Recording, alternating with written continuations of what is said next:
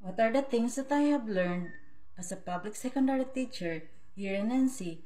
Part 1. Sa unang linggo ko nga ng pagtuturo dito sa New Zealand ay natutunan ko na ang tawag pala nila sa pag-check ng papers and other outputs of students ay marking. Nung unang linggo ko dito, medyo na-confuse pa ako kasi ang pag-pronounce nila ay parang ang tunog marking.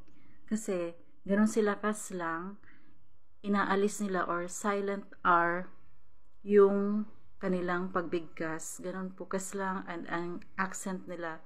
So akala ko marking, yun pala ay marking. Yun po yung tawag nila sa checking. So bilang teacher, normal sa atin sa Pilipinas na mag-check ng mga outputs.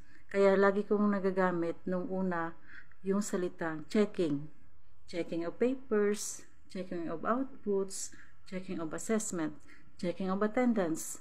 So, habang tumatagal, nagagamit ko na rin ngayon yung kanilang salitang marking. Yun lamang po for part 1. See you on my part 2.